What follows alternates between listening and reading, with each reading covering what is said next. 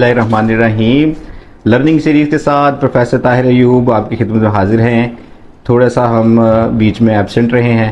आज मैं आपका तारुफ एक ऐसी शख्सियत के साथ करवाने जा रहा हूँ जो गुजरांवाला की हर दिल अजीज़ शख्सियत है और नौजवानों में खासे मकबूल हैं।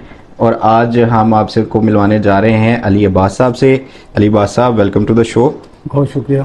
आज हमने कुदरती कोई लकीली दोनों ने एक जैसे लिबास पहन लिए हैं, इत्तेफाक। अली अब्बास साहब कैसे हैं आप? अल्हम्दुलिल्लाह अल्हम्दुलिल्लाह। कितना अरसा हो गया है टीचिंग करते हुए? 15 साल। 15 साल। मैं आपको बताते चलूँ कि अली अब्बास साहब जो हैं वो शोबे के लिहाज से एक प्रोफेसर हैं और शायर हैं, नौजवान शायर हैं। और पाकिस्तान के अंदर जो शुअरा के हवाले से या अदब के हवाले से जो मामला चल रहे हैं, हम उस पे इनके साथ जो है वो आज की नशिस्त के अंदर डिस्कशन करेंगे। तो अली अब्बास साहब, हम आपको इस हवाले से जो हैं शायरी के हवाले से, अदब के हवाले से, जो गुजरांवाला के अंदर खुसूसन हमने एक पहले भी इस हवाले से एक प्रोग्राम किया, ख़ासा एक गैप नज़र आता है। हालांकि ये ज़मीन जो है वो खासी ज़रख़ेज़ है, शायरी के हवाले से भी, अदीब के अदब के हवाले से भी। तो इस वक्त करंटली क्या सिचुएशन चल रही है नौजवानों में, उर्दू अदब के हवाले से क्या ट्रेंड्स चल रहे हैं, वो थोड़ा सा हमें नाज़रीन को बताएं। सबसे पहले तो बात ये है कि गुजरांवाला अपनी जो अदबी तारीख़ है उस हवाले से बड़ा ज़रख़ेज़ है। बिल्कुल सही। बड़े फ़नकार, अदीब, शायर जो शायद शहर गुजरांवाला के लोगों को मालूम ही नहीं है, उनके नाम या उनकी खिदमात या उनका काम। तो ये एक अलमिया है और ये अलमिया जन्म लेने की वजह ये है कि हम किताब से दूर हो गए, हम अपनी रिवायात और अपनी तारीख़ से दूर हो गए। अदरवाइज़ देखा जाए तो गुजरांवाला में शुअरा की तादाद भी कम नहीं है और अदीब हजरात की तादाद भी कम नहीं है। इस हवाले से गुजरांवाला एक तसल्ली बख्श और पुरफ़ज़ा माहौल रखता है अदबी हवाले से। पिछले दिनों ना मेरा गुज़र एक सड़क पे से हुआ, तो आपको पता है सड़कें बड़ी इन्फॉर्मेशन देती हैं।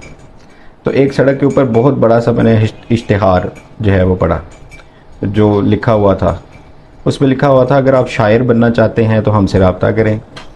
नीचे नंबर लिखे हुए थे। वो शायर जो थे उनकी फ़ोटो थोड़ी सी अजीब सी थी, उनके बहुत ही यंग से शायर हुए थे। हमारी नज़र से भी गुजरा। तो क्या ऐसे तरकीब लगा के शायर बना जा सकता है? ये खुदादाद सलाहियत है, इसके लिए इतना ही कहना काफ़ी है कि ये खुदादाद सलाहियत है। रही बात सीखने की, तो वो इस सलाहियत जो खुदा की तरफ से जो इंसान को वदीयत होती है, फिर इसके बाद कुछ उसूल आ जाते हैं जिसमें हम औज़ान की बात करते हैं, दहर की बात करते हैं। तो वो थोड़ा सा उनका मुताला करना और उनको सीखना ये हर शायर के लिए ज़रूरी है। अगर ये कहा जाए कि आप शायर सिरे से नहीं हैं और आए एक इदारा है वहाँ हम आपको शायर बना देंगे, तो ये सरासर गलत है। ये ऐसा मुमकिन नहीं है। ऐसा मुमकिन नहीं है, यानी कि आप सीख नहीं सकते इस तरह से। वो थोड़ी बहुत बुनियादी चीज़ें जो हैं वो तो सीखी जा सकती हैं। वो चीज़ें जब पहले तो आपको कुदरत की तरफ से वदीयत हो ना, आपके अंदर एक सलाहियत हो शेर कहने की और शेर फहम होना, ये एक सलाहियत है परवरदिगार आलम की तरफ से। और इसके बाद फिर कुछ शायरी के उसूल हैं जो कि अभी पहले भी मैंने थोड़ी देर जिक्र किया है, तो वो फिर सीखने पड़ते हैं। अच्छा, और ये इसमें एक और बात सबके लिए है कि जब खुदादाद सलाहियत इंसान को वदीयत होती है ना, तो इसमें 60 to 70% इंसान को जो आमद होती है वो वज़न में ही होती है। अच्छा, एक ना बड़ा वो इस तरह हवाले से कहा जाता है कि शायर बनने के लिए ना आपको एक कप ऑफ टी चाहिए, चाय होनी चाहिए। शायरों के ना कुछ मखसूस हुलिये होते हैं, बाल उजड़े होते हैं, पान खाते हैं, आप भी पान खाते हैं, नोश फरमाते हैं, और साथ में जो है उनका लिबास भी एक खास तरीके के साथ। पान के हवाले से मैं बात करता चलूँ इस्लाह के तौर पे कि पान नोश करना नहीं या पान तनावुल करना नहीं, पान चबाना होता है। पान चबाया जाता है, बिल्कुल सी दांतों में पान चबाया जाता है। चाय तो आ गई है। आप हुलिया बन जाता है, बनाना नहीं पड़ता। अच्छा, हुलिया बन जाता है और उसमें इंसान का इख्तियार नहीं है। जब जो इसका मतलब है कि जो तखय्युल है وہ انسان کی ظاہری حالت کے اوپر بھی اس کے اثرات ہوتے ہیں اثرات تو وہ اس کی ظاہری حالت بھی یہ اختیاری کیفیت نہیں ہے، یہ بن جاتی ہے. تو شاعروں کے حوالے سے ازراہ تفنن یہ بھی کہا جاتا ہے کہ یہ معاشی لحاظ سے وہ زیادہ اچھے نہیں ہوتے.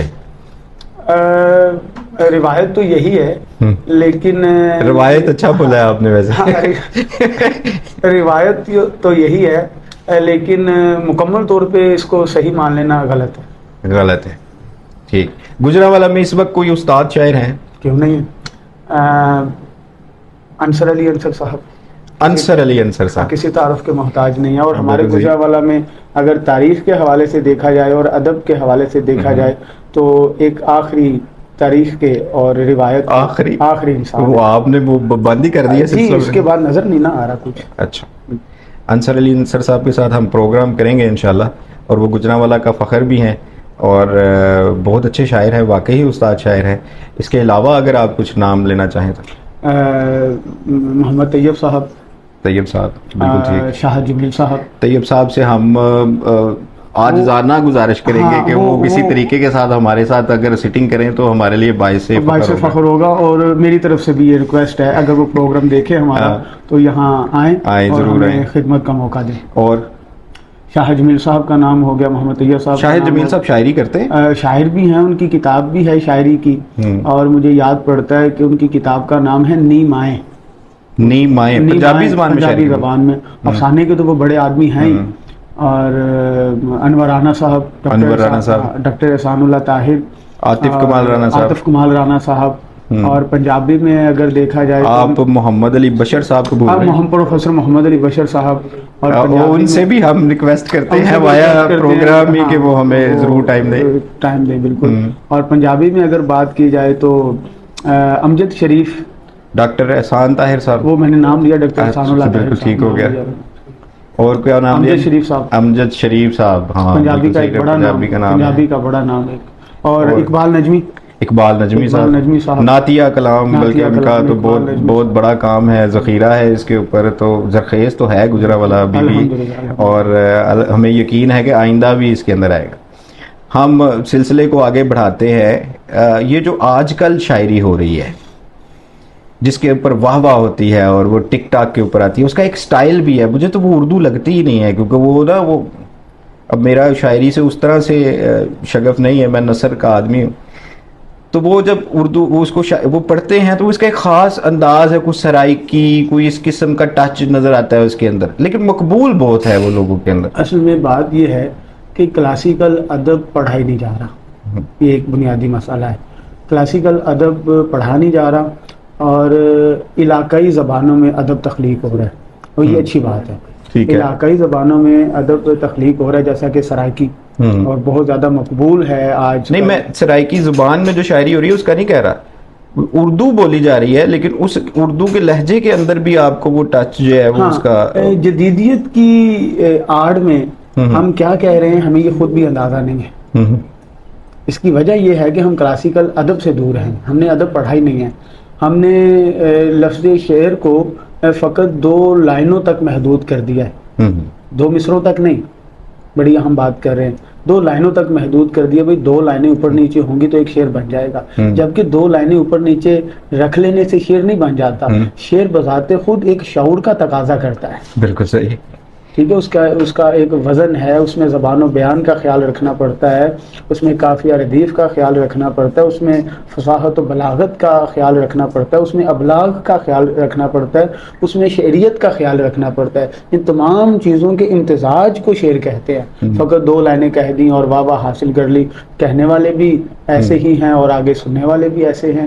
اب کیا کیا جا سکتا ہے؟ تو اس میں وہ جو یونیورسٹی لائف ہے اس کے ارد گرد ہی ساری کی ساری شاعری گھومتی ہوئی نظر آتی ہے ہمیں. اس میں یہی ہے کہ ہم وہ آئی تھی، وہ جا رہی تھی، وہ پہنچی تھی، وہ بس پہ کھڑی تھی، اس کا میسج آیا، اس کا نہیں آیا.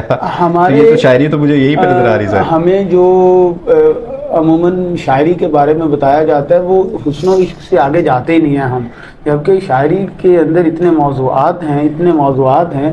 مثال کے طور پہ آپ اقبال کو پڑھ لیں, آپ غالب کو پڑھ لیں, آپ میر تقی دیکھیں ہم وہ پروگرام نہیں کر رہے جس کے اندر ہم اقبال غالب میر کے حوالے سے وہ بھی گفتگو نہیں کر رہے. شاعری کی تو بات شاعری کی بات ہو رہی ہے, لیکن موجودہ جو صورتحال ہے, موجودہ صورتحال کے تناظر میں ہی بات کی جا رہی ہے کہ شاعری ایک براڈ اسپیکٹرم ہے, بہت براڈ اسپیکٹرم ہے, اور اس کے اندر وقت کے ساتھ موضوعات نے جگہ لی, لیکن ہم حسن و عشق سے آگے بڑھے ہی نہیں. یہ ایک مسئلہ ہے, ہم حسن و عشق سے آگے بڑھے نہیں. صحیح, اس سے آگے بڑھیں گے تو پھر ہمیں شاعری حقیقی معنوں میں سمجھ آئے گی کوئی انسانی زندگی میں شعر کی اہمیت و ضرورت ہے کیا. بالکل ٹھیک ہے. کوئی ایک شعر ایسا جو یہ موجودہ شعراء میں سے آپ کو بہت اپیل کیا ہو, کوئی ریسنٹلی کوئی آپ نے سنا ہو کوئی اس قسم کا, پھر ہم اس کو بات کو اس حوالے سے آگے بڑھیں. انصر صاحب کا یہ ایک شعر یاد آ گیا. انصر صاحب بڑے شاعر ہیں.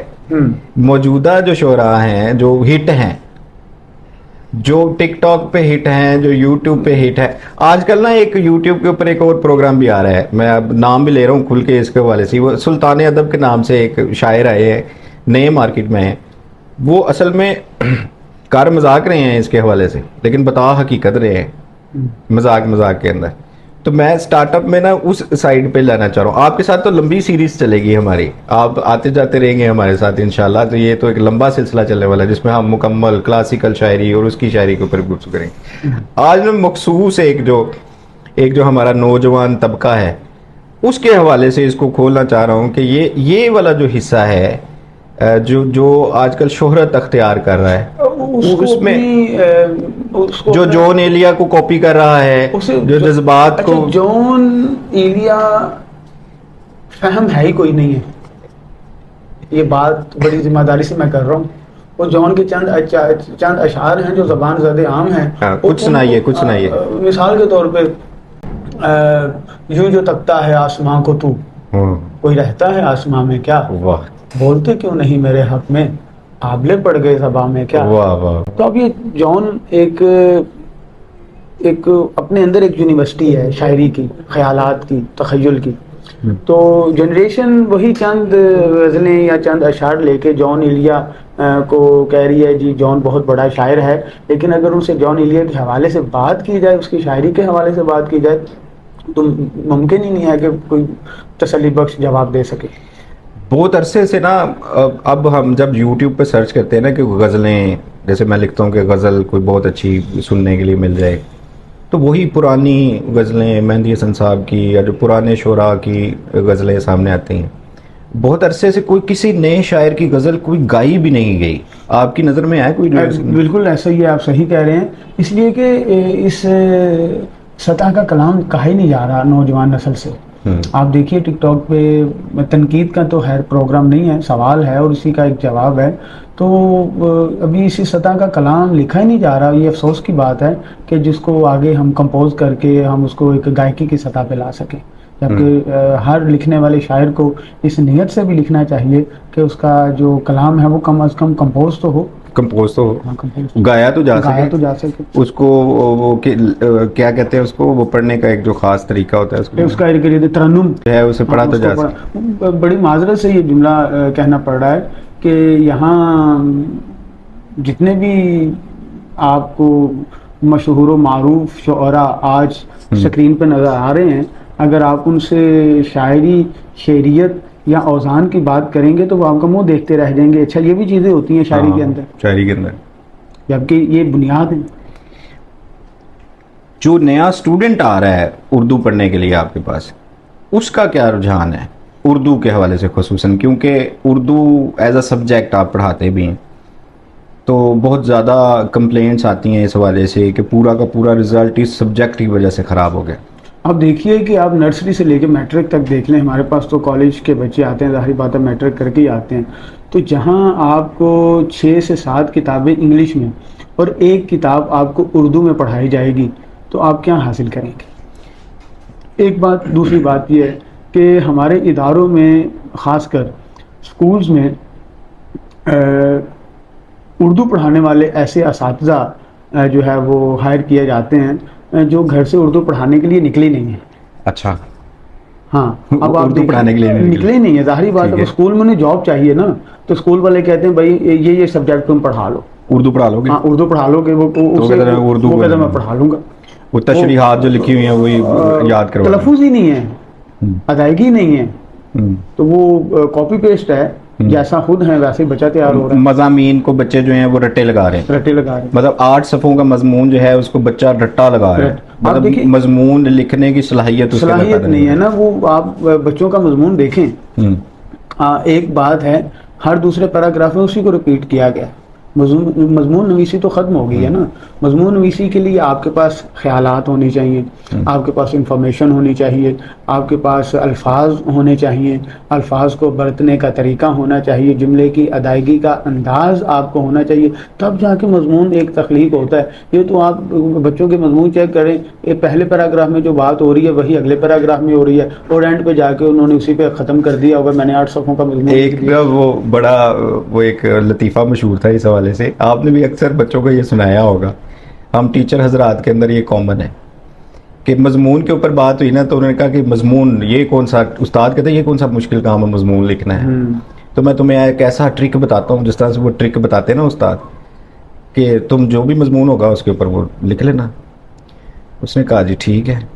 اب وہ مضمون آ گیا بس کے اوپر، تو اس نے تو وہی یاد کیا ہوا تھا، وہ جو ٹرک یاد کیا ہوا تھا، اب وہ کہتا ہے جی بس پہ مضمون لکھنا، کہتا ہے جی میں صبح صبح اٹھا، بس پہ بیٹھا، بس میں جگہ کم تھی، میں بس کی چھت پہ چڑھا گیا، چھت پہ جا کے دیکھا تو دور گاؤں میں کہیں کشتی کا میچ ہو رہا تھا، تو آگے اس نے سارا کشتی کا میچ لکھ وہ یہ بات نا جب ہم پڑھتے تھے نا انگلش میں، تو وہ ٹیچر کہا کرتے تو بھائی ایک مضمون ہے، اس میں 7-8 مضمون فٹ ہو سکتے ہیں، ہاں، تو وہ بچوں کے ذہن میں بات پختہ ہو گئی ہے۔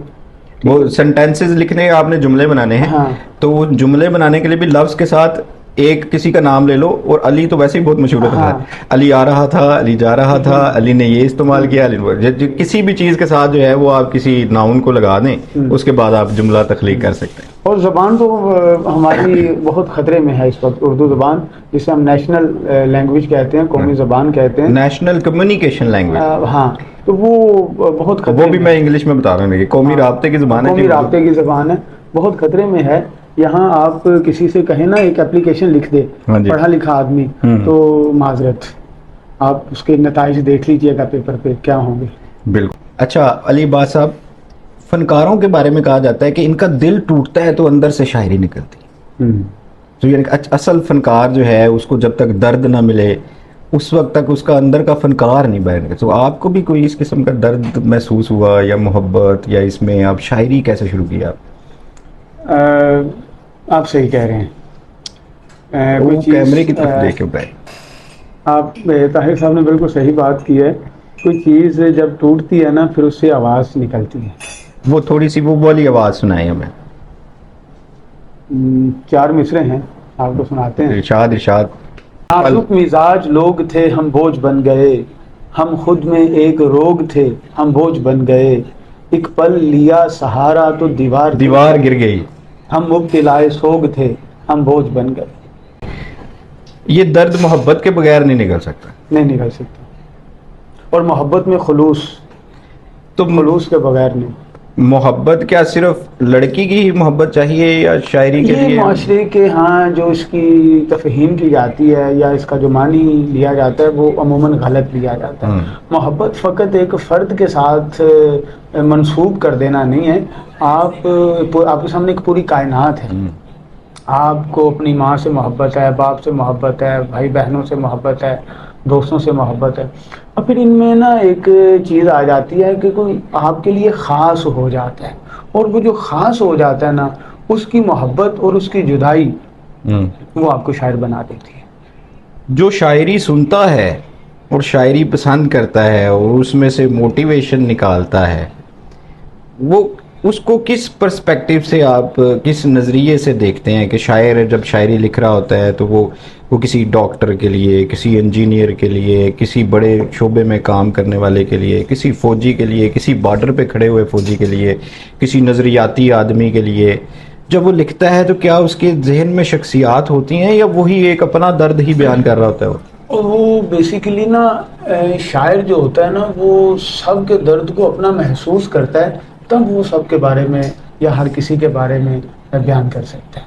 وہ سب کے درد کو اپنا درد محسوس کر رہا ہوتا ہے, وہ معاشرے کی جو ہے وہ عکاسی کرتا ہے. عکاسی کر رہا ہوتا ہے. کیونکہ شاعری اور شاعر ہم، یہ بہت نازک ہیں دونوں چیزیں. جیسے کہ کوئی مثال دیں آپ. مثال کے طور پہ بھوک کی زد میں رہے گر آدمی کی زندگی, کیسے اس کو مل سکے گی آگہی کی زندگی. علم کے اس دور میں یہ ماجرا ہے دل شکن, آدمی کی زد میں یہاں پر آدمی کی زندگی. اے محجبی اے نازنی اس بات پر بھی غور کر, ہے تیرے دیدار پر قائم کسی کی زندگی. واہ واہ واہ ہے واہ. تیرے دیدار پر قائم کسی کی زندگی. یہ جو نیچے جاتے جاتے پھر آ گیا ہے اس طرف. وہ غزل کا حسن ہی یہ ہے کہ ہر شعر ایک الگ جہان لیے ہوتا ہے. غزل کا یہ حسن ہے, غزل کا ہر شعر اپنے اندر ایک الگ جہان, ایک اپنا جہان, ایک نیا جہان رکھتا ہے. اگر وہ خیالات میں تسلسل ہے نا, پھر وہ غزل نہیں ہوگی, وہ نظم ہو جائے گی. بالکل نظم صحیح. وہ آپ کو پتہ ہے وہ عنوان کے تحت ہوتی ہے. اب اسی کا ایک اگلا شعر دیکھیے کہ اپنے جیسا اپنے بچوں کو کبھی دیکھے نہیں, عمر بھر جس نے گزاری بے کسی کی زندگی. واہ واہ واہ واہ واہ, بہت اچھے, بہت اچھے, آ گیا بہت اچھا خیال. آ گیا عباس یہاں تک بس اسی امید پر, مل ہی جائے گی کہیں آسودگی کی زندگی. پاکستان کے اندر بھی اور موجودہ حالات کے اندر بھی بہت سارے ایسے جو دل ہیں جن کی دھڑکنوں کو چھیڑا ہے اس شعر نے. ہاں, اس میں ایک بات کا اضافہ کرتے چلیں کہ بنیاد تو محبت ہے شاعری کی. آپ کسی بڑے شاعر کو, کسی صوفی شاعر کو, حتیٰ کہ کسی مرثیہ نگار کو, کسی نعت گو کو آپ دیکھ لیں, اس کی بنیاد عشقیہ شاعری ہے. پھر عشقیہ شاعری کے بعد جب وہ وقت کے ساتھ شعور کی منازل طے کرتا ہے, پھر وہ اپنے لیے ایک راستہ طے کرتا ہے کہ مجھے نعت گو شاعر بننا ہے, غزل گو شاعر بننا ہے, یا نظم گو شاعر بننا ہے, یا مجھے منقبت کہنی ہے, یا مجھے نوحہ کہنا ہے, یا مجھے مرثیہ کہنا ہے, یا پھر یہ بعد کا انتخاب ہے. ابتدا جو ہے وہ عشقیہ شاعری ہی ہے. بالکل صحیح, بالکل صحیح. اچھا علی عباس صاحب, اس میں شاعری کے اندر محبت ایز اے سبجیکٹ اگر ہم لیں تو محبت جو ہے اس کو کیسے ڈیفائن کرتے ہیں آپ؟ محبت خلوص ہے, جذبہ ہے, کسی کے ساتھ رہنے کی چاہت ہے, جسمانی خواہش ہے, ہوس ہے؟ کیونکہ بعض اوقات جو سننے والا ہوتا ہے نا وہ اس میں سے عجیب اپنے مطابق ہی وہ لیتا ہے. اس میں آپ ادب کی بات چونکہ ہم کر رہے ہیں, اردو ادب کی یا جو ہماری شاعری کا ادب جو ہے, اس میں آپ ہوس کو نکال دیں. ٹھیک ہے. ہاں, جب محبت میں خلوص آ گیا نا, پھر آپ خلوص کو ڈیفائن کریں, ہوس کی طرف نہیں جائیں گے. وہ پھر وہ ایک اخلاقیات کے ضمن میں بات نہیں آتی. محبت محبت ہے, اور محبت خلوص سے ہی پروان چڑھتی ہے, اور محبت میں خود سپردگی ہے. اگر محبت میں خود سپردگی نہیں ہے نا, پھر محبت نہیں ہے. اور اس خود سپردگی کو اگر آپ خلوص سے باہر کر دیں گے تو پھر بھی آپ کی خود سپردگی جو ہے نا وہ اس طرح سے معنی نہیں دے گی جو خلوص کے ساتھ دے گی. محبت خلوص کا تقاضا کرتی ہے. خلوص ہے تو محبت ہے, اور سچی محبت ہے. اگر خلوص نہیں ہے تو وہ فقط ایک نعرہ اور ایک دعویٰ بن کے رہ جاتی ہے. تو شعراء جو ہے یہ فراق کو بڑی امپورٹنس دیتے ہیں. فراق کو امپورٹنس دیتے نہیں ہیں, دینی پڑتی ہے, کیونکہ جہاں خلوص ہے نا وہاں پھر اس کی جدائی, اس کا ہجر وہ آپ کو غمگین تو کرتا ہے. اور ایک وہ دیدار کے حوالے سے بھی بڑا ایک جو ہے اس کو بھی بنایا جاتا ہے کہ جو محبوب ہے اس کا دیدار بہت ضروری ہے. انسانی فطرت ہے, انسان جس چیز کو پسند کرتا ہے اس کو دیکھنا بھی چاہتا ہے. صحیح. اس کو اور تھوڑا سا ایکسپلین کریں نا ہمیں. وہ ظاہری بات اس کو دیکھنا چاہتا ہے, اس کے ساتھ بات کرنا چاہتا ہے, اس کے ساتھ بیٹھنا چاہتا ہے, اس کے ساتھ زندگی گزارنا چاہتا ہے. تو آپ کو لگتا نہیں ہے کہ آج کے سوشل میڈیا نے اس کو بڑی جلدی ہیک کیا ہے؟ مطلب یہ جو انگیج ہو گئی ہے ہماری آج کی جنریشن موبائل فون کے ساتھ, میسیجز کے ساتھ, ٹک ٹاک کے ساتھ, واٹس ایپ کے ساتھ, تصویروں کے ساتھ, ایک دوسرے کے وہ گھر سے نکلنے سے لے کر سونے تک کے تمام جو معاملات نہیں ہیں, یہ خلوص نہیں ہے, یہ محبت نہیں, یہ تشہیر ہے. یہ اپنے آپ کو اچھا ثابت کرنے کی کوشش تو کی جا رہی ہے۔ شاعری تو اسی کے اندر استعمال ہوتی ہے. وہ سٹیٹس دیکھ لیں آپ، کسی کو ہم نے اگر کوئی بات بتانی ہے تو اس میں بھی ہم اس کو سٹیٹس لگا دیتے ہیں کہ جی دیکھو جی آج میں غمگین ہوں، عادت آج میں بن فلاں گئی ہوں. ہوئی ہے نا، خلوص کہاں نظر آ رہا ہے آپ کو؟ آپ اندازہ کیجیے جب سوشل میڈیا آیا تھا تو بڑی محبت کی باتیں ہوتی تھی. آج آپ سوشل میڈیا کو دیکھیے تو وہاں سوائے غمگین اور افسردہ سٹیٹس کے نہیں ہے نہیں، کوئی بات. محبت کی باتیں تو ہوتی ہوں گی لیکن وہ ہم تک نہیں پہنچتی، ہم بوڑھے ہو گئے ہیں، نہیں لیکن نہیں وہ آپ ہوتی ضرور ہوں گی کہیں نہ کہیں. وہ وہ نہیں ہوتی ہیں شاید، ہاں، ہمارا وہ سکرولنگ اس میں کے وہ چیز نہیں اوقات ہے. کار مختلف ہیں، شاید ہمارے روزگار کے اوقات کار مختلف ہیں، تو ہمیں وہ مل نہیں رہے. نہیں، محبت ہے، اس کو آپ روزگار کے ساتھ اٹیچ نہ کریں. محبت مسلسل عمل کا نام ہے. ہاں ہاں. آپ مصروف بھی ہیں تو محبت ہے، آپ مصروف نہیں بھی ہیں تو محبت ہے. صحیح. ہاں، اس میں آپ اس کو یہ نہ کہیں گے ہم روزگار کے ساتھ جڑے ہیں تو ہم ان چیزوں سے دور ہیں. محبت کرنے والا انسان محبت میں ہی رہتا ہے تو اس کا سانس آتا ہے. اگر وہ محبت سے باہر نکلے گا تو اپنی نظروں میں گر جائے گا، یار میں نے تو محبت میں وہ نعرہ لگایا ہے، خلوص تو ہے نہیں. علی بات صاحب ایک شعر سنائیں کوئی بہت پسندیدہ سا اپنا. آج کی جو نشست ہے نا، یہ ناظرین ہماری تھوڑی سی کرٹیسزم کی ایک تھوڑی سی نشست رہی ہے، اور میں امید کرتا ہوں کہ آپ اس کے اندر سے وہ چیز نکالنے کی کوشش کریں گے جو ہم کہنا چاہ رہے ہیں، اور ابھی ہم کھل کے بیان نہیں کر رہے. تو انشاءاللہ یہ نیکسٹ سیریز کے اندر جو ہے وہ ہم کھل کے بیان کریں گے اس کو. اس میں نا ایک میں وہ بات پوچھنا بھی چاہ رہا ہوں آپ سے. ہمارا آدھا پاکستان جو ہے نا وہ آبدہ پروین، عطا اللہ خان عیسیٰ کھیلوی اور نصرت فتح علی خان صاحب نے پڑھایا ہے. یہ جانتے ہیں آپ؟ کیونکہ جو ٹرک چلاتا ہے، جو ٹیکسی چلاتا ہے، جو باہر کے ملکوں میں کام کرتا ہے، جو 8-9 گھنٹے کا سفر کرتا ہے، وہ ان کو سنتا ہے. اور اس میں جو شاعری بیان ہوتی ہے وہ بعض اوقات بڑے بڑے شعراء کو بھی سمجھ نہیں آ رہی ہوتی، بہت سارے اردو دانوں کو بھی سمجھ نہیں آ رہی ہوتی، لیکن وہ جو نیچے والا طبقہ ہے وہ اس کو بہت انجوائے کرتا ہے. اصل میں پوری شاعری میں اگر ایک مصرع یا ایک شعر آپ کو سمجھ آ گیا نا تو آپ اسی کی زد میں آ کے پورا کلام سن رہے ہوتے ہیں، لیکن آپ کو یاد وہ ایک مصرع یا ایک شعر ہی ہے. اس نے آپ کا وہ ایک خیال زندہ کیا ہوتا ہے بس کہ وہ آگے پھر وہ جو اس کا میوزک ہوتا ہے، جو اس کی کمپوزیشن ہوتی ہے، وہ آپ کو سکون دے رہی ہوتی ہے یا وہ آپ کے جذبات کی ترجمانی بغور سنیں گے نا آپ کلام کو. بعض اوقات عطا اللہ کے کلام جو پڑھتے ہیں، شاعری کرتے ہیں، اس میں بغور سننا شروع کریں تو اس میں آپ کو بہت ساری ایسی چیزیں لگیں گی یہ کیا بیچ میں گفتگو کیا ہو رہی ہے. لیکن اس میں یہ ہے کہ شاعر جس نظر سے دیکھتا ہے نا چیزوں کو، عام انسان یا عام قاری تو ان چیزوں کو دیکھنے سے قاصر ہے اس طرح سے جس طرح سے شاعر. اچھا، آپ سے نا میری ریکویسٹ ہے کہ آج کے پروگرام کے بعد نیکسٹ جو ہمارا پروگرام ہوگا نا وہ پاکستان کے اندر فلموں میں فلمائی جانے والی پنجابی شاعری کے اوپر ہوگا، اور اس کے اوپر ہم مکمل مفصل جو ہے وہ ایک گفتگو کریں گے. اور بہت شاندار کلام ہے جو میڈم نور جہاں نے بھی گایا ہے اور بھی بہت سارے فنکاروں نے گایا ہے. اس کی شاعری بہت شاندار ہے.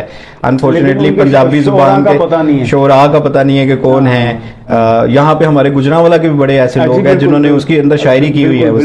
ایسے بھی حضرات ہیں جنہوں نے 7 روپے کے لیے 10 روپے کے لیے وہ پورا گیت ہی لکھ دیا ہے. آپ یہاں بات کرنا بڑا ضروری ہے. فنا بلند شہری صاحب مرحوم جن کی آرامگاہ یہ اروپ میں ہے، تو نصرت صاحب نے 30 to 40% کلام فنا بلند شہری کا پڑھا ہے، اور ان کو کوئی جانتا ہی نہیں. ان کو گجان میرے رشک کمر تم نے پہلی نظر جب نظر سے ملائی مزہ آ گیا. تو یہ عوام میں تو مقبول ہے لیکن شاعر کون ہے عوام واقف نہیں ہے. اچھا، یہاں آپ کے پروگرام سے اتنا بتا دیتا ہوں، فنا بلند شہری صاحب وہ سرچ کریں آپ اس کو، گجرانوالہ سے ہے. بالکل صحیح. ایک نا آپ اپنا پورا ایک نظم یا شعر پورا مکمل سنائیے.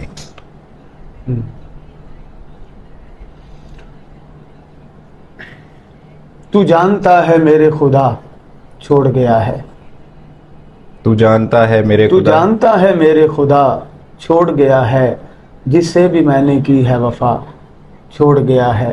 دولت نہیں ہے پاس میرے پیار بہت ہے، دولت نہیں ہے پاس میرے پیار بہت ہے، جس کو بھی میں نے اتنا کہا چھوڑ گیا ہے. ماشاءاللہ. اس کے علاوہ آپ کو سناتے ہیں، غزل سناتے ہیں آپ کو کہ تجھ کو کہاں خبر ہے کہ کتنے اداس ہیں، آ دیکھ تیرے بعد یہ رستے اداس ہیں. مجھ کو تو دن کی روشنی نے کچھ نہیں دیا، راتوں نے جو دیے مجھے سپنے اداس ہیں. آنکھیں ہیں وقف یاد میں رونے کے واسطے، کپڑے بھی تیرے ہجر میں پہنے اداس ہیں. یہ کون چھاؤں پیڑ کی اب چھوڑ کر چلا, پنچھی اداس بیٹھے ہیں پتے اداس ہیں, جو لوگ مر گئے یہاں محرومیوں کے ساتھ, عباس ان کی قبروں کے کتبے اداس ہیں. بس بہت شکریہ, thank you very much. Next programme کے لیے انشاءاللہ جو ہے وہ ایڈوانس بکنگ ہے, انشاءاللہ ملاقات. تھینک یو ویری مچ جی, بہت شکریہ. ناظرین انشاءاللہ نیکسٹ آنے والی سیریز جو ہے اس کے اندر ہم ڈفرینٹ موضوعات کے ساتھ آپ کے پاس آئیں گے. لائک اور سبسکرائب کرنا نہ بھولیں, آپ بھی پلیز ریکویسٹ ہے جی.